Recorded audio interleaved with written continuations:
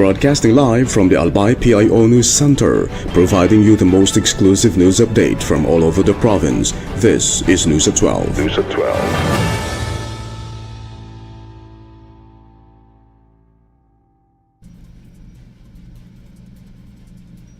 In the local scene, the Albay Federation of Violence Against Women Desk officers convened barangay officials at the Tabaco City Hall on April 23 to 24, 2026 to strengthen frontline response to cases involving women and children. The Provincial Social Welfare and Development Office led the activity to assess first quarter performance and prepare the next phase of the training for barangay VAW desk officers handling community-level cases. Participants focused on improving the delivery of the Parent Effectiveness Services Program and aligning gender and development planning and budgeting to ensure timely and coordinated interventions. A field visit to Barangay Taga showcased working models in managing and responding to reported cases at the barangay level.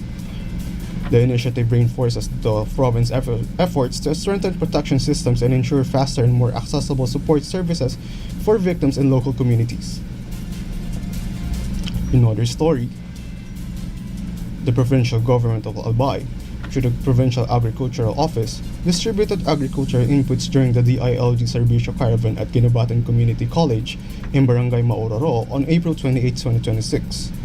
Farmers and residents received assorted vegetable seeds and information materials on modern vegetable production.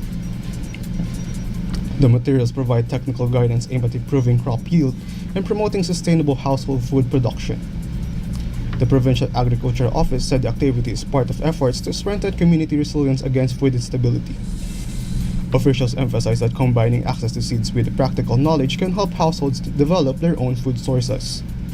The Servicio Caravan serves as a platform to bring essential government services directly to communities, including those in remote areas of Ginebatan. In other news, the Provincial Social Welfare and Development Office distributed 5 kilos of rice per family in Barangay Buang, Tabaco City on April 27, 2026. The distribution formed part of the Disaster Risk Reduction for the Children in Emergency activity in coordination with the Albay Public Safety and Emergency Management Office. The initiative provided immediate assistance to families while promoting awareness and preparedness during crisis. Officials said the activity also aims to equip communities with the knowledge and appropriate response during the emergency situations.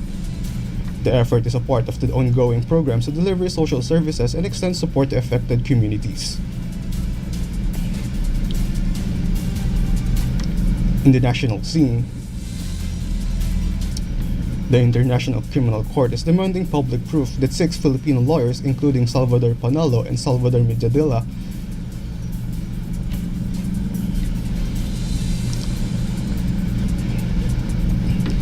are not officially part of Rodrigo Duterte's defense team. This request comes after Duterte's lead counsel Nicholas Kaufman indicated these former government officials were helping the defense during the recent hearings in The Hague. The prosecution fears these lawyers could gain access to their secret files and use their influence to intimidate witnesses. Victims' families are worried about the safety of over 500 people who have come forward to testify against the former president. While the defense claims they are protecting the lawyers' privacy, the ICC is being pressed to prioritize transparency to protect the case. The court must now decide if it will force the disclosure of these lawyers' roles to ensure the drug war investigation remains safe.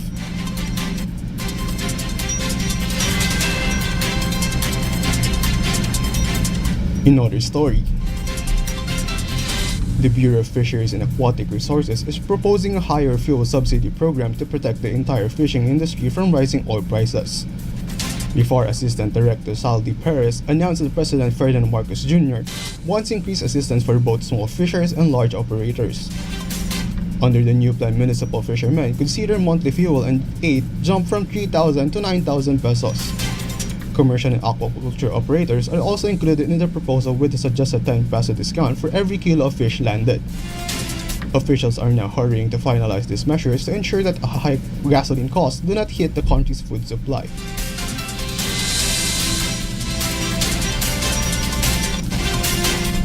In other news,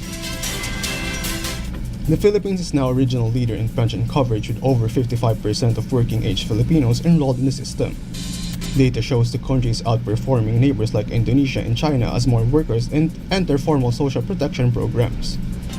Experts warn that long-term stability is at risk as many workers struggle to meet monthly contribution goals. A drop in young workers and a growing elderly population are placing new financial pressure on the entire system. Officials said the government must now address the sustainability challenges to ensure that retirees receive their full benefits in the future.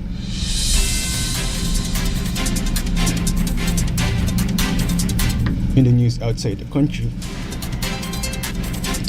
King Charles III and Queen Camilla arrived at the White House Monday to mend strained bond between the US and the United Kingdom. President Donald Trump greeted the royal couple for tea and a tour of the grounds before a planned state dinner and a historic speech to Congress. The visit comes amid tensions as the president recently criticized the British Prime Minister over military disagreements and global alliances. While some UK politicians call for the trip to be cancelled due to the political gap, officials insist the monarchy's soft power can't fix the bond. The 4-day tour will also include stops in New York and Virginia to focus on the king's passion for the environment and conservation.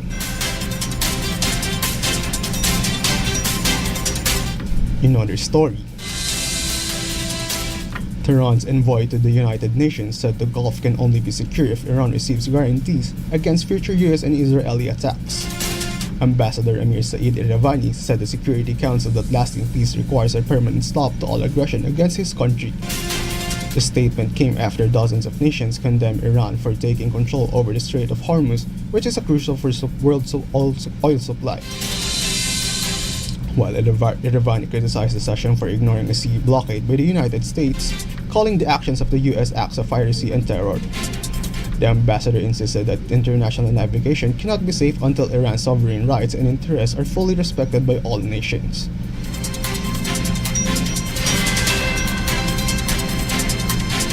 And finally, in the news outside the country, world leaders gathered at the United Nations Monday as fears grow over a global nuclear arms race.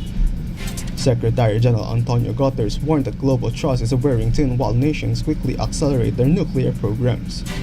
Latest data shows 9 nations now hold over 12,000 nuclear warheads, with the US and Russia controlling nearly 90% of the total supply. France and China are also boosting their weapons amid rising tensions in Ukraine and in the Middle East. Officials at the summit are calling for urgent cooperation to avoid a deadly mistake that could trigger a world war.